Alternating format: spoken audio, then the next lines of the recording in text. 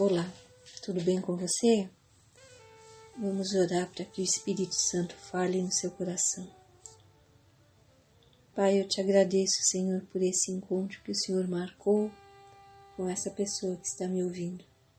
Eu te louvo porque tua palavra não volta vazia e eu te peço, Senhor, que o Espírito Santo de Deus venha sobre ele agora. Venha sobre essa pessoa, sobre esse homem, sobre essa mulher. E o Senhor revele a ele as verdades profundas que estão contidas na tua palavra. Em nome de Jesus eu te peço que o Espírito Santo de Deus invada essa transmissão, invada essa gravação, invada a recepção dessa mensagem, de tal forma, Pai, que essa pessoa seja impactada pelo que o Senhor vai falar com ela. Tira as escamas dos olhos, abre os ouvidos espirituais, para que ela ouça os sons dos céus. Fala conosco, Senhor, e eu te louvo porque o Senhor é fiel. O Senhor quer falar conosco, nós queremos ouvir, e onde dois ou mais concordam, ali o Senhor responde. Então eu sei que o Senhor está respondendo esta oração. Peço anjos especiais conosco também. Em nome de Jesus. Amém. Vamos falar sobre Êxodo, o segundo livro da Bíblia, faz parte do Pentateuco. A palavra Êxodo vem do grego, significa saída, partida, deixar um lugar. E no hebraico, traduzindo o título que vem do hebraico, seria "E estes são os nomes", porque ali está relatado, as pessoas que saíram do Egito. Autoria e data também Moisés, mais ou menos 1400 a.C. Alguns versículos-chave para você abrir, ler, meditar. Declara o versículo 3:8, declara o propósito de Deus. Diz assim: "Por isso desci para livrá-lo das mãos dos egípcios e tirá-los daqui para uma terra boa e vasta, onde manam leite e mel, terra dos cananeus, hititas, amorreus, ferezeus, heveus e jebuseus." Versículo 6:6 declara a obra redentora do Senhor. "Por isso diga aos israelitas: Eu sou o Senhor, e os livrarei do trabalho imposto pelos egípcios. Eu os livrarei da escravidão e os resgatarei com braço forte e com poderosos atos de juízo." Versículo 12:23 declara como o Senhor fará cumprir esse propósito. E aqui eu não vou ler o versículo, você vai abrir a sua Bíblia e você vai ver.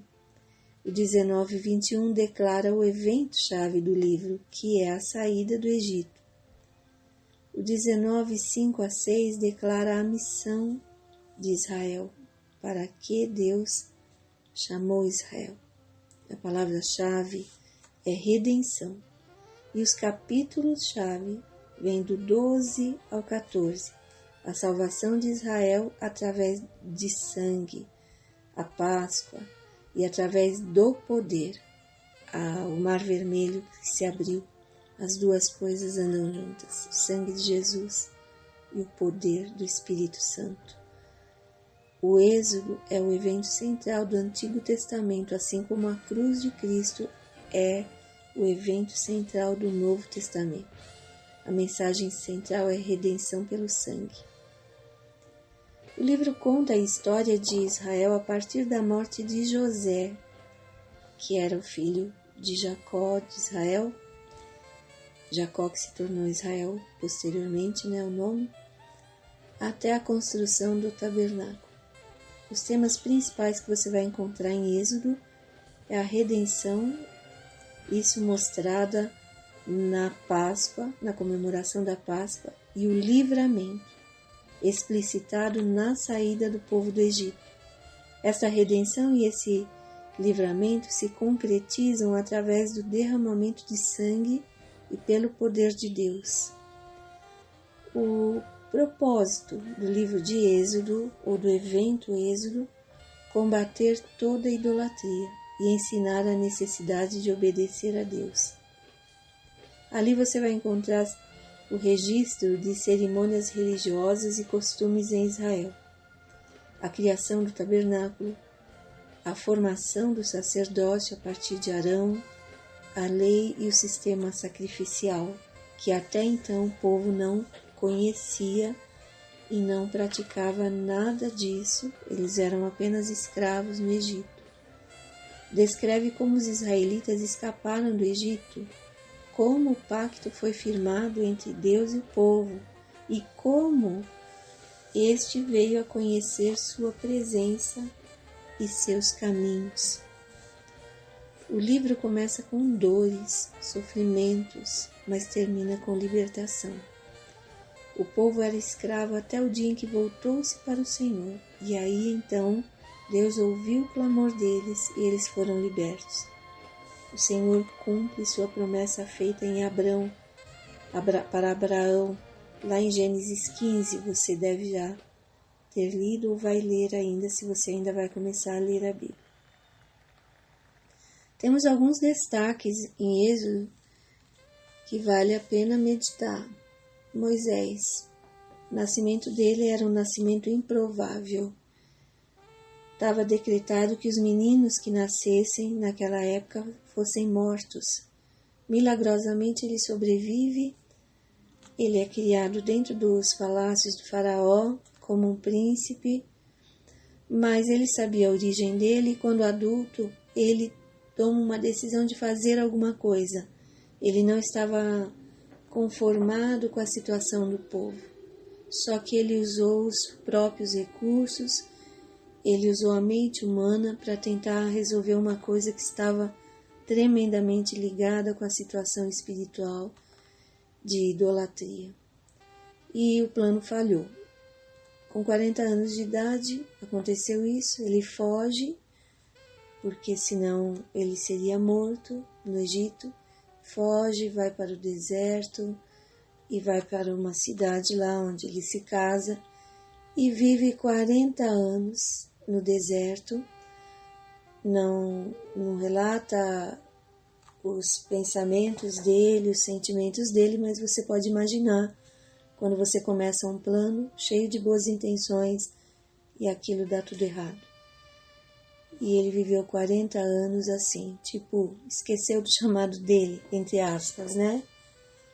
E foi viver a vida dele, cuidando de rebanhos, com a esposa, tendo filhos e etc. 40 anos assim. Mas, quando ele estava com 80 anos, Deus volta a chamar. Volta para o Egito. E aí ele resgata o povo, que era esse o propósito de vida de Moisés, era esse o motivo pelo qual Deus o havia separado. O nome dele significa tirado das águas, né? E podemos imaginar, tirado do desejo do coração de Deus, do Espírito Santo de Deus, para ser instrumento para livrar aquele povo. O plano de Deus estava de pé ainda. Só o modo como fazer é que não era o modo humano e nem no tempo humano. Essa palavra fica para você se ver aí naqueles planos que você já se frustrou, nas coisas que você não tem mais esperança. Deus não vai falhar com você e o plano que Ele tem para a sua vida vai acontecer. Mas deixa ser do modo de Deus, ok? Bom, com 80 anos ele volta, resgata o povo, tira o povo de lá e vive mais 40 anos com esse povo na travessia do deserto, sendo um líder entre o povo. É uma história maravilhosa. No livro de Êxodo, é relatado as pragas do Egito, do capítulo 7 ao 11. Essas pragas eram afrontas contra os deuses que os egípcios adoravam. Então tem lá água que virou em sangue, uma invasão de rãs, piolhos, moscas, pestes em animais, úlceras, chuva de pedra, gafanhotos, trevas, o dia fica totalmente escuro, um breu, morte e por último a morte dos primogênitos, né? Lá no capítulo 12 conta-se a Páscoa, que aí se torna um memorial que até os dias de hoje nós comemoramos como uma ordenança de Deus. Um memorial para marcar a saída dos israelitas do Egito, celebrada com um cordeiro sem defeito, assado no fogo, com ervas amargas, pão sem fermento. Tem nada a ver com a Páscoa, que remete a sua imagem para ovos de chocolate, coelhinhos, etc. Não tem nada a ver com isso. O sangue do animal cobria os umbrais das portas para que as casas fossem protegidas do anjo da morte que passou pelo Egito naquela noite. Eles tiveram que comemorar essa Páscoa preparados para a saída, sandálias nos pés, cajado nas mãos, prontos para sair. Depois, no capítulo 20, vai falar dos 10 mandamentos. Essa merece uma série separada. Eu escrevi o livro Fontes para o Equilíbrio Emocional, baseado nos 10 mandamentos, e quanto de doenças emocionais entram em nós quando nós quebramos esses princípios. Não terás outros deuses diante de mim, fala de monoteísmo. Não farás para ti imagem de escultura, é contra toda idolatria. Não tomarás o nome do Senhor teu Deus em vão, é contra qualquer tipo de profanação. Lembra-te do dia de sábado para o santificar, fala de separação do mundo, separar-se para Deus. Honra teu pai e a tua mãe, respeito aos genitores e às autoridades, né? Não matarás, respeito à vida, não adulterarás, vida pura, não furtarás, vida honesta, não dirás falso testemunho contra o teu próximo, seja verdadeiro. Não cobiçarás, respeito à propriedade alheia. Depois vai falar da arca, simboliza a presença de Deus, os objetos guardados nela eram para lembrar os feitos de Deus. Aí você vai ler e ver o que tinha dentro da arca. É chamada de Arca do Concerto, Arca do Senhor, Arca de Deus, Arca do Testemunho. Continha o maná, as tábuas da lei e a vara de Arão que floresceu. Fala da coluna de nuvem e coluna de fogo, que foi o que acompanhou a travessia do deserto. Durante o dia uma nuvem, para eles não serem esturricados no sol quente do deserto. À noite uma coluna de fogo. O deserto costuma cair muito a temperatura na noite, na madrugada. A coluna de fogo iluminava e também eu creio que servia de uma certa forma ajudar no aquecimento, de manter a temperatura, né? Com esses elementos o Senhor guiou seu povo no deserto. Ele é o Senhor sobre toda a natureza. Ele usou nuvem, Ele usa a natureza para te abençoar e para mostrar quem Ele é, para mostrar os feitos dEle. Mostra a disposição do Senhor Deus de possibilitar uma caminhada sem interrupções. Está escuro, mas a coluna de fogo iluminava o caminho, não precisava parar. Você está vivendo uma travessia escura na sua vida? Não precisa parar. A coluna do fogo do Espírito Santo te capacita a continuar, até você chegar no destino que Deus quer que você chegue. Fala do maná do céu, água da rocha. Durante toda a estadia no deserto não lhe faltou alimento nem água, e essa tirada da rocha. Moisés e Jesus Cristo. Em Êxodo temos uma mensagem acerca do Messias, e o Senhor usou a vida de Moisés para mostrar os aspectos da vida de Jesus.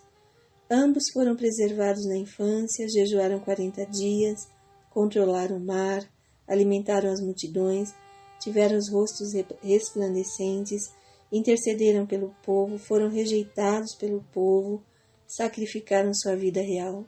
Muitas coincidências, não é? A ideia-chave do livro é "Deixa meu povo ir", que foi com essa frase que Deus comissionou Moisés para falar com o faraó. Deus liberta o povo de uma situação angustiante. como podemos ver Deus, quem é Deus em Êxodo, e quem Ele é lá, Ele é na sua vida também e é para todo sempre. Ele é poderoso, soberano, justo, misericordioso. Ele se revela infinitamente superior aos deuses criados na imaginação humana. O papel de Deus é libertador. O Senhor responde ao clamor do povo. O povo clamava para sair daquela situação, já havia passado 400 anos de escravos, de humilhação. Eles clamaram ao Senhor e o Senhor ouviu o clamor e cumpriu inclusive o pacto, a promessa que fez com Abraão muitos e muitos anos antes. Deus não esquece de nenhuma promessa que Ele faz. Jesus lá em Jesus lá em Êxodo, na figura de Moisés, é um profeta, sacerdote, rei, redentor, libertador, legislador, mediador, intercessor. Na Páscoa, Cristo é o Cordeiro. Nas festas que são explicadas, a Páscoa é a morte de Cristo, os pães ázimos, a vida sem pecado, as primícias, é primícia da ressurreição de todos os crentes em Cristo, unigênito do Pai. Na festa de Pentecostes é o derramamento do Espírito Santo, nas trombetas é o início do tempo do fim. Na festa da expiação, volta de Jesus à terra, Ele vai voltar. Na festa dos tabernáculos, é o estabelecimento do reino celestial. Ele é o maná e a água, Ele é o pão da vida, Ele é a água da vida. Ele é o tabernáculo, o sacrifício, a purificação, a santidade e a glória de Deus. E Ele é o sumo sacerdote. Cura interior para a sua vida e receba essa palavra como uma palavra profética. E você está ouvindo essa palavra porque o Senhor quer falar com você. O seu nascimento não foi um erro. Você nasceu para um propósito grandioso. Talvez o seu nascimento tenha sido em tempos de angústias para seus pais, como foi para os pais de Moisés. Mas Deus o chamou à existência para você brilhar. O Senhor restaura o seu chamado e o seu ministério. Moisés, vendo as injustiças do seu povo, tentou fazer alguma coisa, mas na hora errada. Mas o chamado de legislador já estava sobre ele e no tempo certo, com o poder de Deus, ele cumpriu esse chamado. No início houve questionamentos. Um israelita virou para ele e falou: "Quem te pôs por príncipe e juiz sobre nós?" E aí ele foge, provavelmente cheio de feridas de rejeição. 40 anos depois daquele episódio, o Senhor manda ele de volta para aqueles que desafiaram Moisés. E o Senhor disse para ele, diga assim para eles: "Assim dirás aos filhos de Israel, eu sou, me enviou a vós. Quem te pôs por príncipe? O eu sou." Se questionarem o seu valor, se você mesmo não se der conta do seu valor, o Senhor está dizendo: o eu sou, eu, o Senhor Deus, te fiz assim e te coloquei em situações de autoridade espiritual.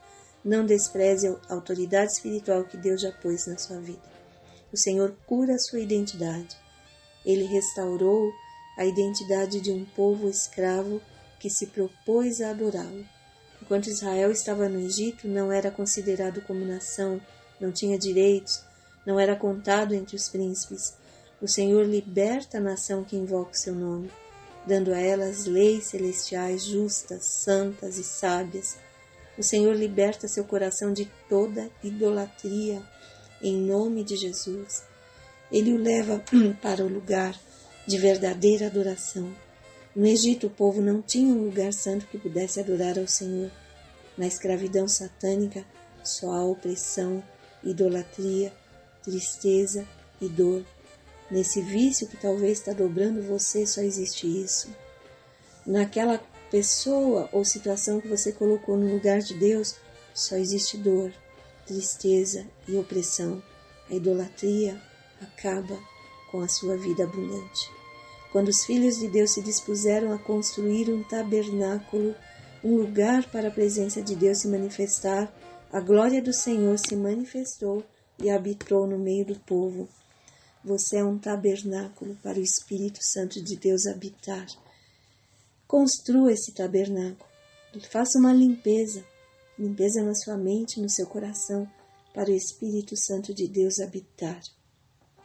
E aí, Ele vai se manifestar na sua vida em todos os seus caminhos. Deus te abençoe e até a próxima, né? Olhe sempre para Deus e seja iluminado. Até a semana que vem. Tchau.